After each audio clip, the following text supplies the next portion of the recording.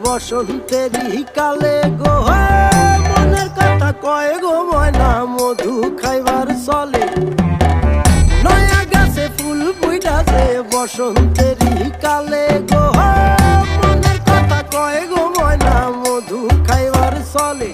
ও সে মন্ত্র না পড়িয়া মায়া জাদু গো করিয়া ঘর করে অন্তরে, বুঝি নাই কেমনে